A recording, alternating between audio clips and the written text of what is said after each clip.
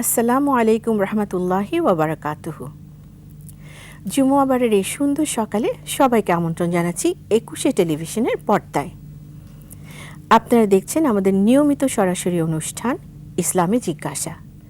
পুরো অনুষ্ঠান জুড়ে ইনশাআল্লাহু তাআলা সাথে রয়েছে আমি প্রফেসর ডক্টর সালমা আইনি। আমাদের আজকের বিষয় খুব সুন্দর একটি বিষয়কে কেন্দ্র করে, যেটি হচ্ছে কথা বলা, অর্থাৎ কথন এবং বাচন। আর স্টুডিওতে আমাদের সাথে আজকে রয়েছেন কামরুন নাহার সীমা আপা। আসসালামু আলাইকুম আপা। ওয়ালাইকুম আসসালাম। প্রিয় দর্শক, আমরা জানি যে আমরা একটি সমাজে বসবাস করি, আর সমাজে বসবাস করতে গেলে প্রতিদিন বিভিন্ন কারণে বিভিন্ন আঙ্গিকে আমাদের কারো না কারোর সাথে কথোপকথন চালাতে হয়। এই যে কথা বলার কিছু রীতিনীতি রয়েছে এবং ইসলামে এটি সুস্পষ্ট। একজন মুমিন কি করে কথা বলবেন, কোন অবস্থায়, কার সাথে, কখন, কি বিষয়ে, কোন পার্সপেক্টিভ থেকে কথা বলবেন, কোন টোনে কথা বলবেন, সেটি আল্লাহ সুবহানাহু ওয়া তাআলা খুব পরিষ্কারভাবে আমাদেরকে নির্দেশনা দিয়েছেন। আর এই নির্দেশনার পরিপূর্ণ বহিঃপ্রকাশ ঘটেছে নবী সাল্লাল্লাহু আলাইহি ওয়াসাল্লামের জীবনে। তিনি কথা বলতেন অত্যন্ত সুমধুরভাবে, সে বিষয়ে আমরা জানব। আর একজন মুমিন কিভাবে কথা বলবেন সেটি আজকে আমাদের বিবেচ্য বিষয়। এখন আমরা বলতে পারি যে কথা বলার সবচেয়ে সুন্দর একটি মাধ্যম হচ্ছে সালাম দিয়ে কথা শুরু করা। আসসালামু আলাইকুম রহমতুল্লাহি ওয়া বারাকাতুহু। সালাম শান্তি। এবং যখনই আমরা একজনকে সালাম দিয়ে অভিবাদন করতে যাচ্ছি, আমরা কিন্তু একটি দোয়া পড়ে নিচ্ছি তার জন্য একটি দোয়া করে ফেলছি, যেটি কবুল হয়ে যাবে। আর কবুল হয়ে গেলে পরস্পরের মধ্যে অবশ্যই সৌহার্দ্য বৃদ্ধি পেতে একেবারেই পাবে বলা যায়। তো নবী সাল্লাল্লাহু আলাইহি ওয়াসাল্লাম নিজেই বলেন, সালাম দিয়ে কথা শুরু করবে, সালামের গুরুত্ব অপরিসীম। কাজী নবী সাল্লাল্লাহু আলাইহি ওয়াসাল্লাম কি বলেছেন? নিশ্চয়ই আল্লাহর কাছে উত্তম সেই ব্যক্তি যে প্রথমে সালাম দেয়। এটি আমরা আবু দাউদ শরীফে পাই, হাদিস নাম্বার 5197। তাহলে যিনি প্রথমে সালাম দিচ্ছেন তিনিও একজন গুরুত্বপূর্ণ ব্যক্তিতেই পরিণত হবেন, কেননা তিনি একটি সুন্নাহ এবং আল্লাহ সুবহানাহু ওয়া তাআলার পদ্ধতিতে তিনি কথোপকথন শুরু করছেন। প্রিয় দর্শক, আমরা আমাদের মূল আলোচনা শুরু করি।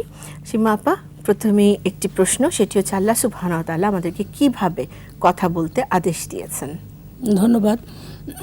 বর্তমান সময়ে আমাদের আসলে এই বিষয়টি জানা খুবই জরুরি যে আসলে আমরা যে যোগাযোগ নির্ভর একটি প্রাণী, কিন্তু সবচেয়ে বেশি মানুষ কিন্তু ঘুম থেকে ওঠার পর থেকে ঘুমাতে যাওয়ার আগ পর্যন্ত তাকে কিন্তু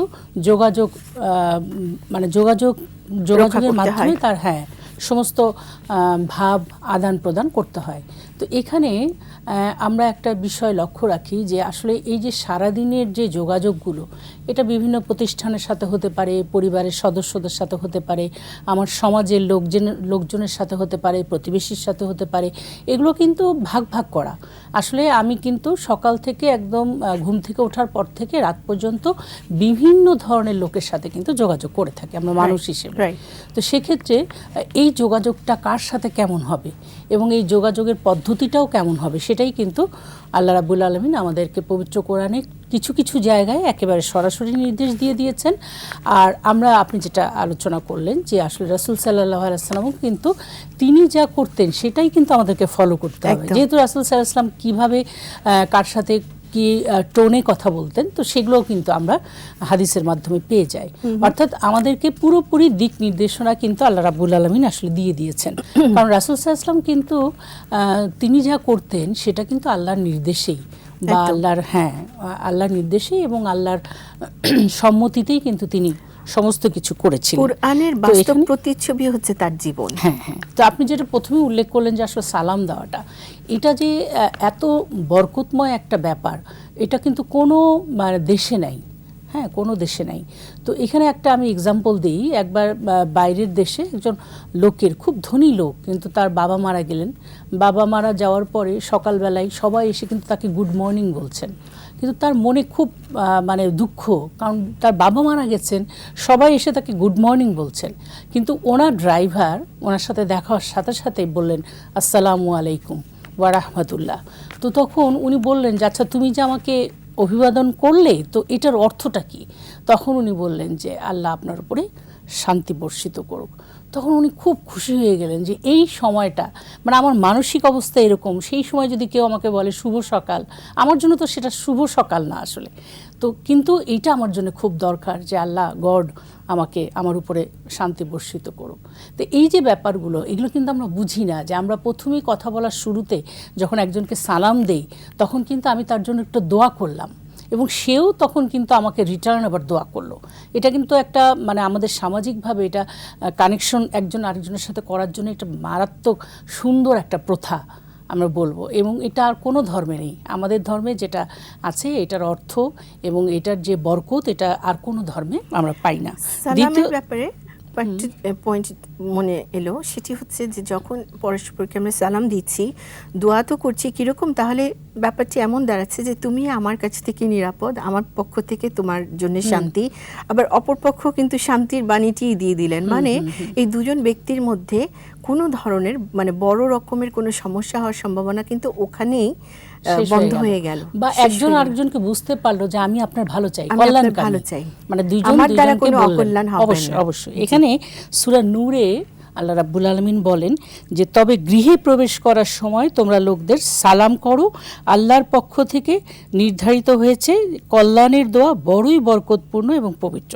এখানে আমরা জানতে পারলাম যে আমরা যখন বাইরে থেকে কেউ গৃহে প্রবেশ করব তখন যেন আমরা সালাম দিয়ে সেই গৃহে প্রবেশ করি, তাহলে আল্লাহ রাব্বুল আলামিন ওই গৃহে যে যিনি প্রবেশ করলেন তার গৃহে আল্লাহ বরকত দান করবেন। আমিন। আবার এই ব্যাপারে কিন্তু এটিও আমরা জানি যে যখন গৃহে প্রবেশ করলে কেউ সালাম দিচ্ছেন তখন কিন্তু ওখানে যে যাদের দেখতে পাচ্ছি না, ফর এক্সাম্পল ফেরেশতারা থাকেন, তাদেরকে কিন্তু সালাম দিতে বলা হয়েছে, উৎসাহ দেওয়া হয়েছে। হ্যাঁ, একদম। এখানে একটা হাদিস উল্লেখ করি, রাসূল পাক সাল্লাল্লাহু আলাইহি ওয়াসাল্লাম কী করতেন, কারো বাসায় যখন যেতেন তখন কিন্তু উনি দরজার ডান পাশে দাঁড়াতেন। দেখেন, মানে দরজাটা খুলেই যাতে ওনাকে দেখা না যায় এমনভাবে সাইড করে উনি দাঁড়াতেন, দাঁড়িয়ে উনি কিন্তু আগে সালাম দিতেন, আসসালামু আলাইকুম। তখন ভিতর থেকে যদি কোনো রেসপন্স পাওয়া না যেত তখন কিন্তু উনি ফিরে যেতেন। অদ্ভুত ব্যাপার যে ওই হাদিসে আবার এটাও উল্লেখ করা হয়েছে যে তোমরা ফিরে যাও, রাসূল সাল্লাল্লাহু আলাইহি ওয়াসাল্লাম বলছেন ফিরে যাও এবং তোমরা কিছু মনে কোনো ক্ষোভ রেখো না। এইটাই কিন্তু হওয়ার কথা, মানে বাস্তব এমন জিনিস যে সেখানে আপনি যদি একজনের বাসায় যেতে যান তারপর সে দরজা খুললো না বা কোনো সমস্যা হলো বা সে নেই, কিন্তু আপনি কিন্তু খুব রেগে গেলেন যে এত কষ্ট করে সময় বের করে আমি আসলাম অথচ তার সাথে আমার দেখা হলো না। হ্যাঁ, তো সেই রাগটা কিন্তু করতে রাসূল সাল্লাল্লাহু আলাইহি ওয়াসাল্লাম নিষেধ করেছেন। এবং সালাম দিলে ওই রাগটা এমনিতেই প্রশমিত হয়ে যায় বলেই মনে হয়। হ্যাঁ, যে কোনো সমস্যা হতে পারে, যেমন একজন মহিলা একা একা বাসায় থাকতে পারে, তাহলে এমন কেউ ঘরে প্রবেশ করতে চাইছে যে হয়তো তার জন্য নিরাপদ নাও হতে পারে, তো সেক্ষেত্রে সে কিন্তু দরজা খুলবে না, বা সে কিন্তু তাকে পর্দার ব্যাপারটা আছে, নিরাপত্তার ব্যাপার আছে। তো কিন্তু এখানে দেখেন সালাম দিয়ে কিন্তু মানে আগে ইয়ে করতে হবে।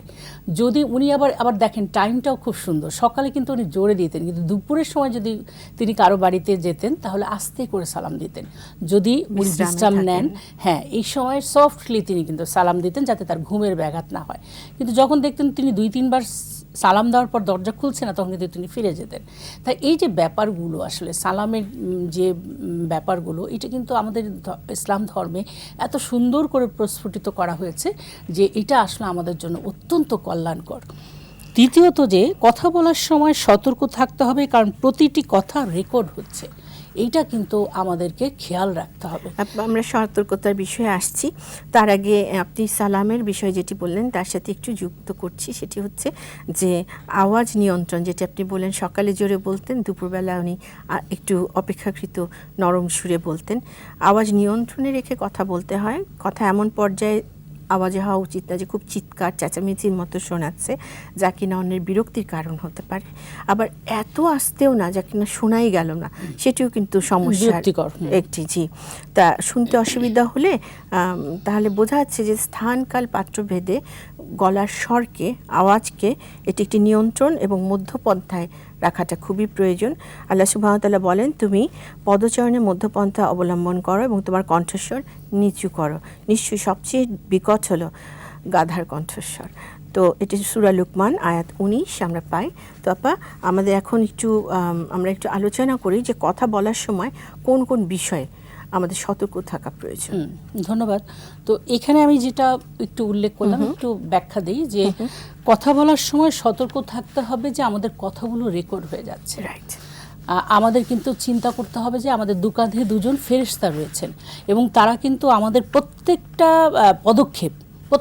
পদক্ষেপ কিন্তু তারা পুঙ্খানুপুঙ্খভাবে লিখে রাখছেন। অর্থাৎ ভালো কাজগুলো ডান কাঁধের ফেরেশতা লিখছেন এবং খারাপ কাজগুলো বাঁ কাঁধের ফেরেশতা লিখছেন। এখন আমি যদি দুনিয়াতে কিন্তু আমি এটা অস্বীকার করতে পারি যে না, আমি তোমাকে তো খারাপ কথা বলিনি বা আমি তোমাকে তো গালি দেইনি, কিন্তু এটা কিন্তু রেকর্ড হয়ে গেল।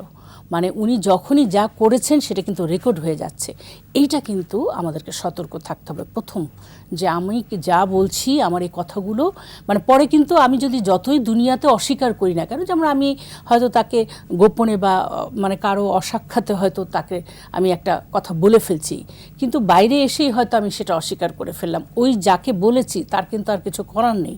কিন্তু যদি একজন অ্যাজ এ মুসলিম হিসেবে ওই যে কথাটা বলছে তার কিন্তু এটা চিন্তা করা উচিত যে আমি যে কথাটা বলেছি এটা তো আসলে রেকর্ড হয়ে গেছে, অর্থাৎ এটার কিন্তু জবাব দিয়ে আমাকে আল্লাহর কাছে করতে হবে। তাহলে বুঝে যাচ্ছে যে অনর্থক কথাও তো এর ভেতরে চলে আসে, তাই না? অনর্থক কথা বলা থেকে বিরত থাকা। তারপরে না, কথা বলার সময় আমার কথা হলো যে একজন মানুষ তার কথা যে রেকর্ড হয়ে যাচ্ছে সেটি সতর্ক থাকবে প্রথম। জি। আর তাইলে দেখা যাচ্ছে না সেটি থেকে ব্যাপারটি কি এরকম বলা যায় যে তাহলে যে কোনো অনর্থক বা মিথ্যে বা অশালীন কথা থেকে মানুষ নিজেকে বিরত রাখবে, যেহেতু রেকর্ড হয়ে যাচ্ছে। অবশ্যই দুজন লিখছেন আমাদের প্রতিটি কথা, তারা লিখে ফেলছেন। তাহলে তো এই ব্যাপারে অনেক সতর্কতা আমাদের অবলম্বন করা প্রয়োজন, যাতে আমরা অনর্থক কথা না বলি, বাহুল্য কথা না বলি এবং কথা দিয়ে কথা রাখবো না এরকম চিন্তা না করি। কথা দিলে সেটি রাখতে হবে। জি আপা, তাহলে আমাদেরকে এবার আমরা একটু বলতে পারি তাহলে সুন্দর, যে আমরা সুন্দর করে কথা বলা, ভালো কথা বলা, উত্তম কথা বলা, বাজে অনর্থক কথা বলা নিষেধ, যেটা এইমাত্র আমরা আগের পয়েন্ট থেকে একটু কনক্লুশনের মধ্যে পড়লাম। তো এটিকে একটু বিস্তারিত আমরা শুনি যে বাজে অনর্থক কথা কেন নিষেধ করা হয়েছে বলতে। ধন্যবাদ। তো প্রথমে যেটা বলি যে এরকম হয় অনেক সময় যে আপনি সত্যি কথাটা হাইড করে গেলেন, আপনি সত্যি কথাটা লুকিয়ে ফেললেন এবং একটা মিথ্যা কথা বলে দিলেন। এইবার এই মিথ্যা কথার পরিপ্রেক্ষিতে একজন কিন্তু যে কোনো স্টেপ নিতে পারে। যেমন আপনি একজন সম্পর্কে এমন একটা ইনফরমেশন দিলেন যেটা মিথ্যা ছিল, কিন্তু যাকে আপনি ইনফরমেশনটা দিয়ে দিলেন সে কিন্তু একটা স্টেপ নিয়ে নিতে পারে, পদক্ষেপ নিয়ে নিতে পারে এবং সেটা মারাত্মক হতে পারে। তো এই ক্ষেত্রে কিন্তু আপনাকে খুব সতর্ক থাকতে হবে যে আমি যে কথাটা বলে ফেললাম এইটার পরবর্তীতে কি হতে পারে, এটার এফেক্টটা কি হতে পারে। এই জন্যে কথা বলার সময় কিন্তু আপনাকে এই ব্যাপারটাও মানে সাবধানতা অবলম্বন করতে হবে। এখানে সূরা কাহফে বলা হয়েছে, সূরা কাহফ না কাফ, সূরা কাফে বলা হয়েছে এমন কোনো শব্দ মুখ থেকে বের হয় না যা সংরক্ষিত করার জন্য একজন সদা প্রস্তুত রক্ষক উপস্থিত থাকে না। তার মানে এখানে আরও একটু সতর্ক করে বলা হয়েছে, কোরআনে আল্লাহ রাব্বুল আলামিন বলে দিলেন যে এমন কোনো মুহূর্ত থাকবে না। অর্থাৎ আমি যদি মনে করি এই টাইমে হয়তো ফেরেশতা লিখছেন না, সম্মানিত ফেরেশতা তারা হয়তো এটা রেকর্ড করছে না, কিন্তু কথাটা কিন্তু আসলে আলটিমেটলি রেকর্ড হয়ে যাচ্ছে। তো এই কথার কারণে অনেক সময় দেখা যায় যে সমাজে বিশৃঙ্খলা সৃষ্টি হয়। তো এই ক্ষেত্রে কিন্তু আমাদেরকে সতর্ক থাকতে হবে যাতে আমরা কোনো মিথ্যা ইনফরমেশন না দিই। এখানে আরেকটা বিষয় আছে যে অনেক সময় দেখা যায় যে আমরা এখন যেহেতু সোশ্যাল মিডিয়ার যুগ, তো সেক্ষেত্রে আমরা একটা গুজব রটিয়ে দিলাম, রটিয়ে দেওয়ার সাথে সাথে কিন্তু এটার একটা প্রভাব আমাদের, যেহেতু সোশ্যাল মিডিয়া খুব ফাস্ট, আপনি 1 মিনিট বা 2 মিনিটের মধ্যে আপনি দেখবেন মিলিয়ন ভিউয়ার্স হয়ে গেছে বা এই জিনিসটা পৌঁছে গেছে তাদের কাছে। তারপরও যদি আপনি ওইটাকে বলেন যে না আসলে ওটা গুজব ছিল বা ওইটা মিথ্যা ছিল, কিন্তু তার যে ক্যারেক্টারের যে ক্ষতি হয়ে গেল বা তার যে সম্মানহানি হয়ে গেল, এবং অনেকে কি করলো ওই পরবর্তী স্টেপটা জানলো না যে আসলে ঘটনাটা মিথ্যা ছিল, সে কিন্তু ওইটাই ধরে রাখলো যেটা সে প্রথমে শুনে ফেলেছে। তো এই জন্যে যে কোনো মিথ্যা প্রোপাগান্ডা বা যে কোনো গুজব এগুলো কথা বলার ক্ষেত্রে বা এগুলো যখন আমি ছড়িয়ে দিলাম, যখন মনে করেন একজন যে বলল সে তো বললই, কিন্তু এগুলো ছড়ানোর ক্ষেত্রেও আমাদের কিন্তু ভূমিকা আছে। এটাও কিন্তু আমাদের জন্য অত্যন্ত গুনার কাজ যে আমি যাচাই বাছাই না করে আমি দেখা গেলো একজনের কথাটাকে আমি স্প্রেড করে দিলাম। Will be happy to post 174 for 4 after 20 overs. The target মানে এটার একটা স্টেপ নিতে হবে, আমাদেরকে কিন্তু এটার ব্যাপারে সাবধান থাকতে হবে। এরপরে তৃতীয়ত আরেকটা যেটা মানে কথা বলার ক্ষেত্রে আমাদের লক্ষ্য রাখতে হবে, সুন্দর এবং উত্তম কথা বলতে হবে। তার মানে আমাদের টার্গেট থাকবে যে আমরা যখনই কথা বলি তখনই আমরা জানি উত্তম কথা বলি, সুন্দর কথা বলি। আমরা ছোটদের সাথে সুন্দর করে কথা বলবো, আদুরে গলায় কথা বলবো, বন্ধুদের সাথে একরকম হাসি খুশিভাবে একরকম করে কথা বলবো। যারা আমাদের বয়স্ক থাকবেন, বয়স মানে যাদের বেশি থাকবেন, তাদের সাথে আমরা কিন্তু বিনয়ের সাথে কথা বলবো। আবার দেখেন যে গৃহকর্মীদের সাথে একটু সফট হয়ে কথা বলবো, তাদের সাথে রুক্ষভাবে আমরা কাজের নির্দেশ দেব না। বা আমার কর্মচারী যারা থাকবেন, আমার প্রতিষ্ঠানে যারা কাজ করবেন, তাদের সাথে আমি যে বস, কিন্তু বসের মতন কিন্তু কথা বলা যাবে না। তাদেরকেও আমার যে ক্ষেত্রে কঠোরতা অবলম্বন করতে হবে সেক্ষেত্রে কঠোরতা, যে ক্ষেত্রে সফটলি কথা বলতে হবে সেক্ষেত্রে কিন্তু তাদেরকে সফটলি কাজের নির্দেশ দিতে হবে। কিন্তু আমি বস, এই জন্য সবসময় তাদের সাথে আমি রুক্ষ আওয়াজে কথা বললাম, সবসময় শাউট করে কথা বললাম, এবং যে কোনো কাজের নির্দেশ দেওয়ার সময় সবসময় আমি তার সাথে একটা খারাপ ব্যবহার করলাম যে সে আমার অধীনস্থ, এরকম যদি ফিল সে করে, তাহলেই কিন্তু মানে আমি কিন্তু এটার জন্য আমি গুনাহগার হয়ে যাব, এটার জন্য কিন্তু আমাকে আল্লাহর কাছে জবাবদিহি করতে হবে। তাহলে এখানে আমরা বুঝতে পারছি যে আমাদের উচিত কোনো ধরনের প্রোপাগান্ডা না ছড়ানো, আগে তার সত্য কিনা বিষয়টি এবং এটি আদৌ ছড়ানোর যোগ্য কিনা বা এটি অন্যের উপকারে আসবে কিনা, যদি এটিকে আমরা সোশ্যাল মিডিয়া, যেহেতু এটি এখন ফাস্টেস্ট একটি মাধ্যম, তো সেই ক্ষেত্রে আমরা এমন কোনো কথা ছড়াবো না যেটির সত্যতা নেই বা আমি নিজে সেটা সত্যতা যাচাই করিনি। কাজেই প্রতিটি কথা, মানুষের উচ্চারিত প্রতিটি কথা যেহেতু আল্লাহ সুবহানাহু ওয়া তাআলার দরবারে সংরক্ষিত হচ্ছে, কাজে আমাদের মনে রাখা উচিত যে অহেতুক অশালীন কথা তো বলবোই না, এমনকি কথা অন্যরা বলছেন কোনো একটি বিষয়ে সেটিকেও আমরা ছড়াবো না যতক্ষণ পর্যন্ত না আমি সেটির সত্যাসত্য নিজে যাচাই করে নিতে পারছি। কেননা এতে নিজের মিথ্যেবাদী হয়ে যাওয়ার একটি সমূহ সম্ভাবনা থাকছে। আর নবী সাল্লাল্লাহু আলাইহি ওয়াসাল্লাম বলেন, কোনো ব্যক্তির মিথ্যাবাদী সাব্যস্ত হওয়ার জন্য এতটুকুই যথেষ্ট যে সে যা শুনে তাই বলে বেড়ায়, যা শুনলাম সেটিই বলে বেড়াচ্ছি। এটি মুসলিম শরীফে আছে না, 5 নম্বর হাদিসে আমরা এটি পেয়েছি মুসলিম শরীফে। এবং কতটা গুরুত্বপূর্ণ, কথা দিয়েই তো বিশ্ব জয় করা যায়, আবার কথা দিয়েই ধ্বংস ডেকে আনা যায়। কাজে কথার গুরুত্ব বোঝাই যাচ্ছে যে বলেন যারা বলেন যে একটা কথা বোমার চাইতেও ক্ষতিকর, একটা বোমার চাইতেও ক্ষতিকর। একটা বোমার চাইতে কিভাবে ক্ষতিকর, এক জায়গায় যদি আপনি মানে এরকম একটা কথা প্রচারিত হয়ে যায় যে এখানে বোমা ফেলা হবে, তাহলে ওই বোমাটা না ফেললেও ওই বোমার ভয়ে কত মানুষ হয়তো হার্ট অ্যাটাকও করতে পারে, যে বোমা যে কোনো সময় পড়তে পারে, হুড়োহুড়ি ছুটোছুটি যে কোনো কিছু কিন্তু লেগে যেতে পারে, ভয়ঙ্কর একটা পরিবেশ তৈরি হয়ে যেতে পারে। তার মানে ওই যে কথাটা ছড়ালো, ওই কথাটা ছড়ানোর কারণে কিন্তু এই পরিস্থিতির সৃষ্টি হয়ে যেতে পারে। কথা এত মারাত্মক প্রভাব ফেলে আমাদের উপরে, আমাদের সমাজে। আরেকটি জিনিস উল্লেখ করেছেন যে সবার সাথে মিষ্টভাষী হওয়া। নবী সাল্লাল্লাহু আলাইহি ওয়াসাল্লাম তো সব সময় মিষ্টভাষী ছিলেন, কোনো ইতিহাসে কোথাও প্রমাণ পাওয়া যায় না যে তিনি কখনো কর্কশ হয়েছেন, কারোর সাথে কর্কশ ভাষায় তাকে আহ্বান করেছেন। এটি তো খুবই গুরুত্বপূর্ণ, কেননা যখনই কর্কশভাবে কারোর সাথে কথা বলতে হচ্ছে তখন একটা কিন্তু আমরা কি বলবো, একটা ব্যারিয়ার তৈরি করে দিচ্ছি দুজনের মাঝখানে, সালামের বিপরীত হয়ে যাচ্ছে ঘটনাটি। আর এমন কোনো শব্দ চয়নে সম্বোধন করা উচিত না যেটি তার মনে কষ্ট লাগে। নাম বিকৃত করতে নিষিদ্ধ করা হয়েছে। একজনের একটি সুন্দর নাম রয়েছে, সেই নামটিকে কখনোই বিকৃত করে ডাকা যাবে না, এটিও কিন্তু ইসলাম, এটিও তো কথার অংশ, যাতে তার মনে কষ্ট না লাগে। আচ্ছা, আমাদের একজন দর্শক যুক্ত হয়েছেন, আমরা তার প্রশ্নটি নিয়ে নেই। আসসালামু আলাইকুম রাহমাতুল্লাহি ওয়া বারাকাতুহু। ওয়ালাইকুম আসসালাম। আচ্ছা আপা, আমি ঢাকা মিরপুর থেকে বলছি।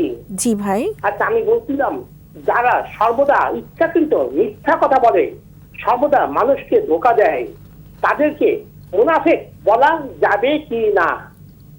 আমরা আপনার প্রশ্নটি পেয়েছি ভাই, আপনি আমাদের সাথেই থাকুন, উত্তর দেবার চেষ্টা করছি। মুনাফিক বলা যাবে কিনা, যিনি সবসময় মিথ্যে কথা বলছেন। কথার মধ্যে যদি মুনাফিকি থাকে তাহলে তাকে বলা যাবে। যেমন সে কথা বলছে একরকম কিন্তু তার কাজে আপনি দেখলেন অন্যরকম, সেক্ষেত্রে আপনি তাকে মুনাফিকি বলতে পারেন। কিন্তু সব মিথ্যা কথার ভিতরে কিন্তু মুনাফিকি নেই। অর্থাৎ এরকম হয় যে সে একজন সম্পর্কে বলছে, মিথ্যা কথা বলছে, এটা মিথ্যা কথা। দুটো কিন্তু দুই ধরনের। তবে যদি আপনি দেখেন যে তার কথার ভিতরে মুনাফিকি আছে, অর্থাৎ সে যা বলছে মিথ্যা তো বলছেই, এবং তার সাথে সাথে সে যা বলছে আর তার উল্টোটা করছে, অর্থাৎ আপনার সামনে দাঁড়িয়ে একরকম কথা বলছে, ধরেন একজনের প্রশংসা করছে সেটা হয়তো মিথ্যা, মানে তার ভিতরে সেই গুণ নাই, তারপরেও হয়তো সে তার প্রশংসা করছে, কিন্তু আবার যেই দেখা যাচ্ছে অন্য কারো কাছে যাচ্ছে, যে আবার তখন তার বদনাম করছে। তো এই ক্ষেত্রে এইগুলো কিন্তু মুনাফিকি আচরণ, অর্থাৎ তার মানে সে যে প্রশংসা করলো সেটা তার আসলে মনের সঠিক থেকে সে নয়। বলেনি বা সে এটা স্বীকার করে না বা এটাই করে না, কিন্তু আরেকজনের কাছে যে আবার তার বদনাম এর করছে। ভিতরে এই কি- ক্ষেত্রে তার কথার ভিতরে যদি আপনি মুনাফিকি পান তাহলে তাকে অবশ্যই মুনাফিকি বলা যাবে। মানে এটি হচ্ছে দু রকমের ডাবল স্ট্যান্ডার্ডে যাওয়া এবং দু রকম চিত্র তৈরি করা, যেটি মানুষের মধ্যে একটি সংশয় তৈরি করবে এবং এটি একজনের অপকারেই আসলে চলে আসছে। আমরা আলোচনা করছিলাম যে সবাইকে খুব সুন্দর নামে ডাকা উচিত, উত্তম সম্বোধনে ডাকা উচিত, কথা বলার সময় এমন কোনো শব্দ উচ্চারণ করা উচিত না যেটি আমাদেরকে কষ্ট দেবে, যাকে কথা বলছি যার সাথে তিনি মনে আঘাত পান, কারণ মনে আঘাত লাগলে সেটি কিন্তু আবার আল্লাহ সুবহানাহু ওয়া তাআলার দরবারে সরাসরি পৌঁছে যাবে। মহান আল্লাহ সুবহানাহু ওয়া তাআলা বলেছেন, তোমরা পরস্পরের দোষ বর্ণনা করো না এবং একে অপরকে মন্দ উপাধিতে ডেকো না। বস্তুত ঈমান আনার পর তাকে মন্দ নামে ডাকা হলো ফাসিকি কাজ, যারা এ থেকে তওবা করে না তারা সীমা লঙ্ঘনকারী। এটি আমরা পেয়েছি সূরা হুজুরাত আয়াত 11। আমরা যাচ্ছি আমাদের আলোচনায়, আর তার আগে আমাদের সাথে একজন দর্শক যুক্ত হয়েছেন, তার প্রশ্নটি একটু জেনে নিচ্ছি। আসসালামু আলাইকুম। ওয়ালাইকুম সালাম, আমি মামুন রেজা বলছি নওগাঁ থেকে। জি ভাই। আমার দুইটা প্রশ্ন। এক নম্বর হলো যে আমাদের রাসূল সাল্লাল্লাহু আলাইহি ওয়াসাল্লাম বলেছেন তিনটি কাজ করতে। এক নম্বর হলো সালামের বেশি বেশি সালাম প্রসার করতে, সালাম দেওয়া। আর হলো দুই নম্বর হলো লোকজনকে খাবার খাওয়ানো। তো এই খাবার খাওয়ানো কি আমরা গরিব, মিসকিন, বড়লোক সবাইকে খাওয়াবো কিনা, না শুধু গরিব ফকির মিসকিনকে খাওয়াতে হবে? আর দুই নম্বর হলো আমাদের সংসার জীবনে আমরা জন্মদিন আর বিবাহ দিন উৎসব করি, এটা ইসলামে জায়েজ আছে কিনা? বিবাহ উৎসব এবং মানে জন্মদিন এবং বিবাহ বার্ষিকী। জি, আপনাকে অনেক অনেক ধন্যবাদ ভাই। আমরা প্রশ্নের উত্তর দেওয়ার চেষ্টা করছি, আমাদের সাথে থাকুন। দুটো ধন্যবাদ। প্রশ্ন। জি। খাবার খাওয়ানো অত্যন্ত সওয়াবের কাজ। শুধু গরিবদের খাওয়াবেন তা না, আত্মীয় স্বজন যখন আসবেন মেহমানদারি করা, যেটা মেহমানদারি করার তো সওয়াব অনেক অনেক বেশি। রাসূল সাল্লাল্লাহু আলাইহি ওয়াসাল্লাম শুধুমাত্র এই মেহমানদারির কারণে একজন সাহাবাকে দুনিয়াতেই জান্নাতের ঘোষণা দিয়েছিলেন যে তুমি জান্নাতি। তার কারণ তিনি এমনভাবে মেহমানদারি করেছিলেন যে নিজেরা না খেয়ে, নিজের বাচ্চাদেরকে না খাইয়ে তিনি মেহমানদেরকে খাইয়েছিলেন। তো এই খাবার খাওয়ানোটা অবশ্যই গরিবদেরকে একটু বেশি খাওয়াতে হবে, তার কারণ ওরা খেতে পারে না। এতিমখানায় আপনি একটু খাওয়ালেন বা যেই ফকির মিসকিন আসলো তাকে কিছু খাবার দিলেন, কিন্তু আত্মীয় স্বজন মেহমান সেটা ধনী হতে পারে, কিন্তু এখানে ধনীদেরকে যখন খাওয়াবেন তখন দেখানোর জন্যে যে আমি তোমাকে অনেক অনেক বেশি খাইয়েছি বা অহংকার করে এটা খাওয়ানোটা, তাহলে আপনার নিয়তটাই নষ্ট হয়ে যাবে। কিন্তু সেক্ষেত্রে ধনী আত্মীয় স্বজনকেও খাওয়াবেন এবং আর অন্যান্য আত্মীয় স্বজন যারা আছেন তাদেরকেও আপনি খাওয়াবেন, ইচ্ছা মতো সাধ্য মতো খাওয়াবেন, ইনশাআল্লাহ এটাতে অনেক অনেক বেশি সওয়াব পাবেন। দ্বিতীয় প্রশ্ন যেটা ছিল, আরেকটি ছিল যে বিবাহ বার্ষিকী এবং জন্মদিন, এগুলো জায়েজ আসলে কিনা? হয়েছে কি, একজন অ্যাজ এ মুসলিম আমাদের এগুলো পালন করা উচিত না, এই কারণে যে এগুলো হলো পাশ্চাত্য সংস্কৃতি, অর্থাৎ আমাদের মুসলিম কালচারের ভিতরে এটা পড়ে না। কিন্তু এই ব্যাপারে তাই বলে আবার এরকমও বলা যাবে না যে একদম পালন করা যাবে না। যেমন ধরেন আপনি জন্মদিনের ক্ষেত্রে, আপনার বাচ্চাটার জন্মদিন, আপনি বাচ্চাটার জন্যে কিছু খাবার দাবার কিনলেন বা কোনো এতিমখানায় যে বাচ্চাকে নিয়ে গিয়ে তাদেরকে কিছু খাওয়ালেন, মানে এভাবে কিন্তু আপনি উদযাপন করতে পারেন। তবে পশ্চিমা সংস্কৃতি অনুযায়ী মোমবাতি নিভিয়ে কেক কেটে এভাবে না করলেও হয়, কিন্তু একটু ওই দিন একটু ভালো রান্না করলেন, যেমন বিবাহ বার্ষিকী হলে ওই দিন একটু শুকরিয়ার নামাজ পড়লেন দুইজনে, আল্লাহর কাছে বেশি বেশি করে দোয়া করলেন যে এই দিন আমাদের বিবাহ হয়েছে, আল্লাহ আপনি আমাদের মিল মহব্বত বাড়িয়ে দেন। তো এই ধরনের কিছু করলে কোনো অসুবিধা নেই, আপনি হারাম কাজ না করলেই হয়। যেই কাজটা আমাদের ধর্মে হারাম বলা হয়েছে বা নিষেধ করা হয়েছে বা উৎসাহ দেওয়া হয়নি, সেই ধরনের কোনো কাজ না করলে আপনি যদি এটা উদযাপন করেন কোনো অসুবিধা নেই। তার মানে বোঝা যাচ্ছে যে কোনো বাহুল্য না হলে অবশ্যই, হলো, অবশ্যই। নিজেদের বা আমরা- মধ্যে রেখে একটি সুন্দর দিনকে তো যাপন করা যেতে পারে এবং সেটি ইসলামের সীমারেখার ভেতরে অবশ্যই, করতে অবশ্যই, হবে। অবশ্যই। আচ্ছা, আমরা কথা এবং বাচন নিয়ে কথা বলছিলাম। আমরা একটু আগে উল্লেখ করেছিলাম যে আল্লাহ সুবহানাহু ওয়া তাআলা বলেছেন তোমরা পরস্পরের দোষ এইটা কি বর্ণনা হয় করো আমি না। একটু বলি তাহলে, জি, যে জি। একটু ব্যাখ্যা করি যে এইগুলা কি হয় সমাজে, এগুলা ভাঙন এবং ভেদাভেদ এবং বৈষম্য সৃষ্টি করে। অনেক সময় কোনো মন্তব্যের কারণে সমাজে বিভীষিকাময় পরিবেশ তৈরি হয় বা ভ্রাতৃত্ববোধ নষ্ট হয়। এর ফলে সমাজে হিংসা, হানাহানি, বিদ্বেষ আর অহংবোধ এবং দুঃখ দুর্দশা সৃষ্টি হয়। যদি আমি একটু এক্সপ্লেইন করি তাহলে আপনি বুঝবেন যে অনেক সময় দেখা যায় যে একটা জাতি বা গোষ্ঠী বা একটা দেশে বা একটা সমাজে যখন একটা কথা ছড়িয়ে পড়ে তখন দেখা যায় যে এই কথার কারণে দুইটা দল সৃষ্টি হয়ে যেতে পারে, একজন এটার পক্ষে আরেকজন এটার বিপক্ষে। এভাবে দেখা যাচ্ছে সংঘর্ষ হতে পারে। তারপরে দেখা যাচ্ছে যে এক দল আরেক দলকে সহ্য করতে পারছে না, বৈষম্য সৃষ্টি হতে পারে, ভেদাভেদ তৈরি হয়ে একসাথে ছিল কিন্তু কোনো একটা কথার কারণে, মন্তব্যের কারণে দেখা গেল। আমরা বিশেষ করে এই জিনিসটা রাজনীতির ক্ষেত্রে অনেক দেখি যে যখন একজনের দোষ ত্রুটি বর্ণনা করে তখন অপর দল কিন্তু লেগে যায় তার দোষ ত্রুটিগুলো আবার খুঁজে বের করে সেটা। আপনি দেখবেন যে একটা ছবি এর ভাইরাল হয়ে গেল, পরবর্তীতে দেখা যায় অপোজিশন তারও ওরকম একটা ছবি আবার ভাইরাল করে দিল। মানে এইরকম কিন্তু তখন সমাজের ভিতর একটা বিশৃঙ্খলার তৈরি হয় এবং মানুষের ভিতর কিন্তু ক্ষোভ তৈরি হয়। আবার আপনি প্রতিশ্রুতি দিলেন, এই দেখা গেল এক ধরনের প্রতিশ্রুতি দিলেন কিন্তু কাজে সেটা প্রকাশ করলেন না বা কাজে সেটা আপনি ফলো করলেন না, হ্যাঁ প্রতিফলন হলো না, সেক্ষেত্রে কিন্তু তখন ক্ষোভ তৈরি হয়, বিদ্বেষ তৈরি হয়। এবং এইটার কারণে কিন্তু মানুষ, যেমন মনে করেন আপনাকে আমি সিলেক্ট করলাম একটা কাজের জন্য, পরবর্তী আপনি প্রতিশ্রুতি দিয়েছিলেন কিন্তু দেখা গেলো সেই কাজটা না করার কারণে তখন দুঃখ দুর্দশায় পড়ে যাব। কারণ আমরা একটা সমস্যা সমাধানের কারণে আমরা আপনার উপর নির্ভর করেছিলাম, আপনি কথা দিয়েছিলেন কিন্তু সেই কথাটা যদি না রাখে তখন কিন্তু মানুষ কিন্তু দুঃখ দুর্দশায় পড়ে যায়। তাহলে কতগুলো মানে এফেক্ট এগুলো কিন্তু হতে পারে। আমাদের আরেকজন দর্শক এসেছেন, তো আমি ওনাদের সাথে একটু কথা বলে নিই, জেনে নেই ও কি বলতে চাচ্ছেন। জি, আসসালামু আলাইকুম রহমতুল্লাহি ওয়া বারাকাতুহু। হ্যালো, আসসালামু আলাইকুম। ওয়ালাইকুম আসসালাম।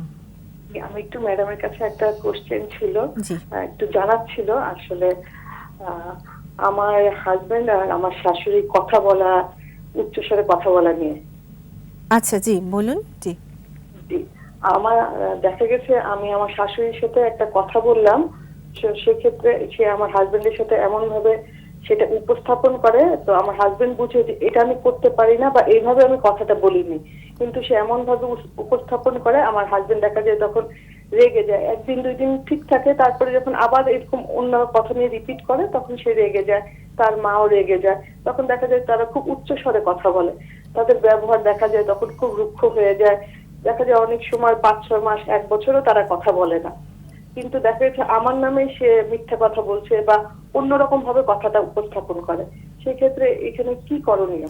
এখানে আসলে আপনার সাথে ওনারা কথা বন্ধ করে দেন বা উচ্চস্বরে কথা বলেন নাকি নিজেদের মধ্যে সেটি ঘটে? নিজেদের মধ্যে উচ্চস্বরে কথা বলেন, তারপরে 1 বছর 6 মাস কোনো কথাই কেউ কারোর সাথে ওনারা বলেন না। নিজেরা বলেন না নিজেদের মাঝে?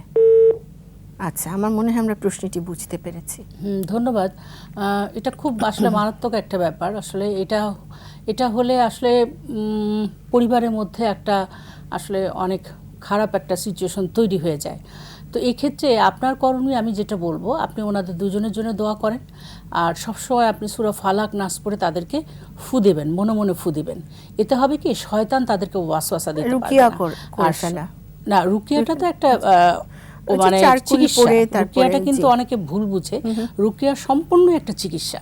ওটা হয়তো জিনের আসর টাসর যাদের হয় তাদেরকে রুকিয়া করতে হয়। আচ্ছা, আর তারপর এক্ষেত্রে ওনাকে- কিন্তু এটা কোনো জিনের আসর না, এটা শয়তান ওয়াসওয়াসা দেয়।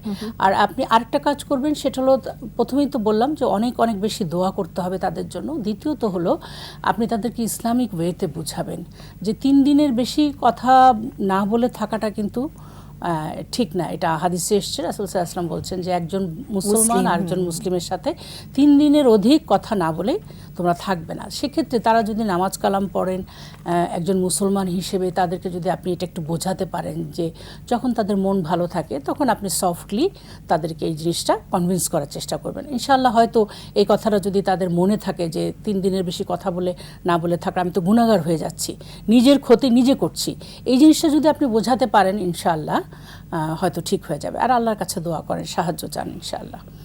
আমার কাছে মনে হচ্ছে এখানে ভুল বোঝাবুঝির একটি বিষয় রয়ে গিয়েছে, তারা একে অপরকে বুঝতে পারছেন না, ভুল বুঝছেন। সেক্ষেত্রে আপা, আপনিও যেই কথাটির কারণে ওনাদের মধ্যে ভুল বোঝাবুঝি হচ্ছে, সেই কথাটিকে ঠিক ওভাবে উপস্থাপন না করে কি করা যেতে পারে? আমার মনে হয় এখানে প্রজ্ঞা আরেকটু বেশি, প্রজ্ঞার চর্চাটি আরেকটু বাড়িয়ে দিলে বোধহয় সমস্যার সমাধান আসবে ইনশাআল্লাহ তাআলা। এরপর আমি বলি আবার, যেটা হলো যে এমন কোনো কথা যদি লক্ষ লক্ষ মানুষের মনের কষ্টের কারণ হয়ে যায়, তাহলে ব্যাপারটা কিন্তু মারাত্মক। যেমন ধর্ম নিয়ে কটূক্তি, এটা কিন্তু আমাদের খুব লক্ষ্য রাখতে হবে। ওই যে আগেই বললাম যে সোশ্যাল মিডিয়ার যুগ, তো যে কোনো একটা কথা বা মানে কাজে বা যে কোনো একটা আচরণে কিন্তু মানুষ এখন কিন্তু খুব দ্রুত বিক্ষুব্ধ হয়ে যায়, কারণ জিনিসটা ছড়ায় পড়ে খুব দ্রুত, এবং আমাদের এখানে দেখেন মেরেই ফেলে। মানে কোনো সময় দেখা যাচ্ছে যে ধর্ম নিয়ে যে কটূক্তি করলো তাকে অ্যারেস্ট করার আগে, পুলিশের আইন শৃঙ্খলা বাহিনীর হাতে তুলে দেওয়ার আগেই হয়তো দেখা যাচ্ছে মেরেই ফেললো। তো এরকম কিন্তু ঘটনাও আমাদের দেশে ঘটেছে। এই জন্যে যেগুলো মানুষের মনে কষ্ট দিবে, যেই ধরনের কথা বা যে ধরনের আচরণ, সেটা কিন্তু আমাদেরকে অবশ্যই কথার ক্ষেত্রে খেয়াল করতে হবে যে আমি কোন বিষয়ে কথা বলছি। বোঝা যাচ্ছে যে বিশৃঙ্খলা তৈরি হয় এরকম কোনো কথা আসলে বলা যাবে না। আর এর ভিতরে আমরা আরেকটি সূত্র পাচ্ছি, সেটি হচ্ছে যে পরনিন্দা থেকে বিরত থাকা খুবই জরুরি। কথাবার্তায় পরনিন্দা করা এবং অন্য কারো দোষ বলে বেড়ানো অত্যন্ত গর্হিত কাজ। মহান আল্লাহ সুবহানাহু ওয়া তাআলা বলেছেন, তোমরা ছিদ্র অন্বেষণ করো না এবং একে অপরের পেছনে গীবত করো না। গীবত কিন্তু কথার মাধ্যমেই হয় এবং প্রচণ্ড রকমের হয়। আমরা এই আয়াত পেয়েছি সূরা হুজুরাত থেকে এবং 12 নম্বর আয়াত। তো কথার মাধ্যমে যে গীবত হয়ে যাচ্ছে, আরেকটি আমি এখানে উল্লেখ করি আপা, যেহেতু আমরা সোশ্যাল মিডিয়া নিয়ে কথা বলছি, সেক্ষেত্রে এখন তো এআই এর ব্যবহার প্রচণ্ড। তো অনেক কিছু এআই দিয়ে তৈরি করে যেটি সত্য নয় সেটিও কিন্তু এখন ছড়িয়ে দেওয়া হচ্ছে, যার মাধ্যমে অনর্থ তৈরি হচ্ছে চতুর্দিকে।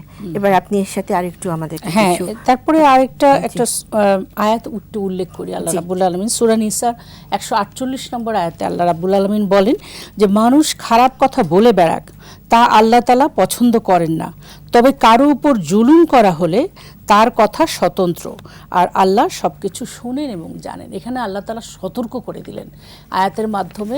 আল্লাহ রাব্বুল আলামিন মানুষকে সতর্ক করে দিলেন যে তোমরা বলে বেড়াও, কিন্তু এটার মাধ্যমে যদি কারোর উপর জুলুম হয়ে যায়, তাহলে কিন্তু তার কিন্তু হিসাব আল্লাহর কাছে দিতে হবে। এবং আল্লাহ রাব্বুল আলামিন সমস্ত কিছু দেখেন, শুনেন। এইটা ব্যাপারে আল্লাহ তাআলা নিজেই নিজের মানে ক্ষমতাকে কিন্তু এখানে উল্লেখ করলেন। তার মানে কেউ ছাড় পাবে না। জুলুম করা হলে আবার সেটি প্রতিবাদও করতে বলা হয়েছে। আবার জুলুম যিনি জুলুমের শিকার হয়েছেন তাকেও কিন্তু তার কথাটি উপস্থাপন করতে হবে। জি, এরপরে আছে যে কথার ক্ষেত্রে আমাদের আরেকটা বিষয় লক্ষ্য রাখতে হবে, বাজে এবং অর্থহীন কথা থেকে আমাদেরকে বিরত থাকতে হবে। সূরা মুমিনুনের 3 নম্বর আয়াতে আল্লাহ রাব্বুল আলামিন বলেছেন, মুমিন লোকেরা বাজে কথা এবং কাজ থেকে বিরত থাকে। আজকে মুমিন হতে হলে, একজন মুসলমান হিসেবে আমরা যদি নিজেকে মুমিন বানাতে চাই, তাহলে কিন্তু আমাদেরকে এই ব্যাপারটা থেকে বিরত থাকতে হবে, বাজে এবং অর্থহীন কথা। আপনি সব সময় দেখা যাচ্ছে, বিশেষ করে মহিলারা আমরা এই ব্যাপারটা একটু বেশি করে থাকি। দেখা যাচ্ছে যে আমরা একসাথে হলেই আমাদের শাড়ি, গয়না, কি রান্না হয়েছে, এইটা ওইটা, এগুলো নিয়ে কিন্তু আমরা সারাক্ষণ কথা বলি। তো এগুলো কিন্তু একেবারেই মানে অর্থহীন একটা ব্যাপার। মানে এগুলো নিয়ে কথা বলাটা কিন্তু আসলে আমাদের কোনো কাজে আসবে না। এর মাধ্যমে আরও বরং প্রতিযোগিতার সৃষ্টি হয়, একজন আরেকজনের প্রতি হিংসা পোষণ করেন, এগুলো হতে পারে। তাহলে আমাদেরকে কি করতে হবে, যখনই আমরা কথা বলবো ব্যাপারটা আমাকে লক্ষ্য রাখতে হবে, এই কথায় কোনো কি উপকারী কিছু আছে, মানে আমি এটা চিন্তা করবো। আর বিশেষ করে গীবতের কথা যেটা আপনি বললেন, এটা থেকে তো অত্যন্ত সতর্ক থাকতে হবে। কারণ আমাদের মাথায় এইটাই আসে না যে আমি যার নামে গীবত করলাম, আমি কষ্ট করে নফল নামাজ পড়ে, কোরআন পড়ে কিছু অর্জন করলাম সওয়াব, সেই সওয়াবটা তার কাছে চলে গেল, নাউজুবিল্লাহ। আবার তার যে মানে তার যে গুণাগুলো সেটা আমার কাছে চলে এলো। তাহলে আমি কত উপকার করলাম তার। কিন্তু আপনার নামে যদি কেউ গীবত করে, আপনি নিশ্চিত থাকেন যাক তার ওর ভালো কাজগুলোর সওয়াবগুলো আমি পেয়ে গেলাম, বা আমার গুণাগুলো ওর কাছে চলে যাচ্ছে। কিন্তু এইটা যদি আমি মাথায় রাখি, তাহলে কিন্তু সহজে আমরা গীবত করতে পারবো না। কথা বলার ক্ষেত্রে এই জিনিসটা আমাদেরকে মাথায় রাখতে হবে, যাতে আমার সওয়াবগুলো চলে না যায়। আপনি যদি ওইটা হিসাব করেন যে আল্লাহ আমি সকাল থেকে এত কষ্ট করে আমি 5 ওয়াক্ত নামাজ পড়ি, আমি পর্দা করি, আমি যে আমলগুলো করছি সেগুলো তো সব আমি ও রাগের জন্য আমি ওর নামে গীবত করলাম আর তার কাছে চলে গেল। এই ব্যাপারটা আমার জন্য কত মানে কষ্টকর একটা ব্যাপার। এটা যাতে আমরা কথা বলার ক্ষেত্রে বা গীবত করার ক্ষেত্রে মাথায় রাখি। আর গীবতের ক্ষেত্রে তো বলাই রয়েছে যে গীবত হলো এমন একটি অপরাধ যেটি কিনা পরবর্তীতে মৃত ভাইয়ের গোশত খাওয়ার সমান। হ্যাঁ, এমনকি রাসূল সাল্লাল্লাহু আলাইহি ওয়াসাল্লামের কাছে একবার দুজন লোক আসলেন, তাদেরকে দেখে তিনি বললেন যে তোমাদের রোজা হয়নি, রোজা রাখা অবস্থায়। তখন ওনারা জিজ্ঞেস করলেন রোজা রাখা বলে যে তোমরা গীবত করে ফেলেছো, মানে দেখো খেয়াল করে দেখো তোমাদের মুখের ভিতরে মাংস লেগে আছে, মানে ভিতরে মাংসর কণা। তখন তারা দেখলেন যে তাদের মুখের ভিতরে মাংসের কণা পাওয়া গেল। তার মানে রোজাও কিন্তু হবে না, রোজা রেখে যদি আপনি গীবত করেন রোজা নষ্ট হয়ে যেতে পারে। তো এই জন্যে আমাদেরকে কিন্তু এই গীবতের ক্ষেত্রে অত্যন্ত সতর্কতা অবলম্বন করতে হবে। এরপরে যেটা কথার ক্ষেত্রে লক্ষ্য রাখতে হবে, মন্দ কথা উচ্চারণ করা একদম নিষেধ। গালিগালাজ বা কটাক্ষ করে কোনো কথা বলা একদম নিষেধ। আমরা একদম খুব মনে করলাম যে একে একটু দুই কথা শুনিয়ে দিয়ে আসছি, কিন্তু এটা কিন্তু আমাদের জন্য মারাত্মক অপরাধ বা গুনার কাজ বলে বিবেচিত হবে। এরপরে আছে যে কথা বলার সময় আরেকটু লক্ষ্য রাখতে হবে, মন্দ কথা থেকে বিরত থাকা ঈমানি দায়িত্ব। এটা আবার হাদিস। এখানে রাসূল সাল্লাল্লাহু আলাইহি ওয়াসাল্লাম ঈমানদার যারা থাকবেন তাদেরকে বলা হয়েছে যে তুমি যদি ঈমানকে সংরক্ষণ করতে চাও, অর্থাৎ তুমি যদি নিজেকে ঈমানদার মনে করো, তাহলে মন্দ কথা থেকে তোমাকে অবশ্যই বিরত রাখতে হবে। এরপরে যেটা পঞ্চমত, আগে আপনি একটু উল্লেখ করেছিলেন যে কণ্ঠস্বর নিচু রাখতে হবে। এবং সূরা লোকমানে আপনি যেটা উল্লেখ করলেন যে আল্লাহ রাব্বুল আলামিন বলেন এবং নিজের আওয়াজ নিচু রাখো। এরপরে আওয়াজের ক্ষেত্রে আপনি যেটা বললেন গাধার আওয়াজ বা মানুষের কথা আমাদের সমস্যা কম হবে। একটি কথা এখানে না বললেই নয়, আমাদের মজলিসে যখন আমরা বসি, অনেকে মিলে বসি, তখন মনে রাখা দরকার যে মজলিসের একটি আদব রয়েছে। এবং অনেকে আছেন যে একাই কথা বলতে থাকেন, অপর পক্ষের কথা শুনতেও তিনি আগ্রহী হন না, কিংবা অন্যকে তিনি কোনো রকম কথা বলার সুযোগও প্রদান করেন না। খুবই মনে রাখা প্রয়োজন যে অপরের কথা মনোযোগ দিয়ে শুনে সেখানে তার প্রতি উত্তরে কী বলতে হবে সেটি ঠান্ডাভাবে চিন্তা করে তারপরে মুখ থেকে কথা বলা প্রয়োজন। কেননা কথা একবার বলে ফেললে সেটি কিন্তু আর ফিরিয়ে নেওয়া যায় না। অনেকের মনে সে কারণে কঠিন আঘাত লাগতে পারে এবং আল্লাহ সুবহানাহু ওয়া তাআলার দরবারে সেটি সরাসরি পৌঁছে যেতে পারে। প্রিয় দর্শক, আরেকটি বিষয় সেটি হচ্ছে ইসলাম। এই কথা বলার ক্ষেত্রে সততা এবং সত্য কথা সর্ব অবস্থায় বলতে হবে। কেননা নবী সাল্লাল্লাহু আলাইহি ওয়াসাল্লাম তো বলেই দিয়েছেন যে সত্য কথা হচ্ছে একেবারে একজন মুমিনের লক্ষণ, আর মিথ্যা কথা তো আমাদের জন্য কবিরা গুনাহ। এটি মনে রাখা খুবই জরুরি। ফিরে আসছে আমাদের আলোচনায় আপা। হ্যাঁ, কথা বলার ক্ষেত্রে আরও যে বিষয়গুলো লক্ষ্য রাখতে হবে, প্রথম হলো যে যখন কথা বলবো সেই কথার মাধ্যমে আমি যাতে কাউকে ভীতি প্রদর্শন না করি, মানে এমনভাবে কথা বললাম সে ভয় পেয়ে গেল। দ্বিতীয় হলো সে যাতে অপমানিত বোধ না করে, এমন কথা বললাম সে নিজেকে খুব অপমানিত বোধ করলো। 3 নম্বর হলো যে সে মানে এমনভাবে কথা বলছে অহংকার নিয়ে, যাতে এটা বোঝা যায় যে সে অহংকার করছে। তৃতীয় হলো যে কাউকে এমনভাবে কথা বলা যাবে না যে সন্ত্রস্ত হয়ে গেল, মানে কি করবে ঠিক বুঝে কুল পাচ্ছে না। তো এই টাইপের এইভাবে কথা বলার সময় কিন্তু এই জিনিসগুলো লক্ষ্য রাখতে হবে। এবার আওয়াজের ক্ষেত্রে আমাদের আওয়াজটা হতে হবে, হাদিসের মাধ্যমে আমরা যেটা পাই, রাসূল সাল্লাল্লাহু আলাইহি ওয়াসাল্লাম বলেন যে নিম্নগামিতা থাকতে হবে, অর্থাৎ নিচের দিকে আওয়াজ কখনো উঁচু করে কথা বলা যাবে না। নিম্নগামিতা থাকতে হবে, কোমলতা থাকতে হবে, সফটনেস থাকতে হবে কথার ভিতরে সুন্দর করে। কিন্তু আবার এক্ষেত্রে মেয়েদের ক্ষেত্রে কিন্তু আবার যারা মাহরাম না তাদের ক্ষেত্রে কিন্তু আবার কোমল স্বরে কথা বলা যাবে না। সেখানে আবার আল্লাহ রাব্বুল আলামিন কঠোরভাবে নির্দেশ দিয়েছেন মেয়েদেরকে যে তোমরা যারা গায়ের মাহরাম থাকবে তাদের সাথে কিন্তু বিনয়ের সাথে কোমলতার সাথে কথা বলো না। কারণ আল্লাহ তাআলা আবার এখানে উল্লেখ করেছেন যে কারণ তুমি জানো না যে ওই পাশ থেকে শুনছে বা সে তোমার সে তার মনের ভিতর তোমার সম্পর্কে কি ধরনের ধারণা পোষণ করে। সুবহানাল্লাহ। মনের ভিতরে যদি অসুস্থ হয়, হ্যাঁ যদি সে মানসিকভাবে অন্য কিছু চিন্তা করে সেটা এই জন্য এখানে কিন্তু আবার মেয়েদের ক্ষেত্রে আবার এটা করা যাবে না, সেখানে কর্কশভাবে কথা বলতে বলা হয়েছে। এরপর হলো যে স্বাভাবিক থাকতে হবে এবং দেখা যাবে স্পষ্টতা থাকতে হবে, কথা যা বলবে স্পষ্ট। অনেক সময় দেখা যায় যে আমরা দ্বিতীয়বার বলতে পারি না। একজন দর্শক যুক্ত হয়েছেন, আমরা ওনার প্রশ্নটি নিয়ে নিই। আসসালামু আলাইকুম রাহমাতুল্লাহি ওয়া বারাকাতুহু। ওয়ালাইকুম আসসালাম ম্যাম, আমার একটা প্রশ্ন আছে। প্রশ্নটি হচ্ছে যে একটু জোরে বলতে হবে প্লিজ।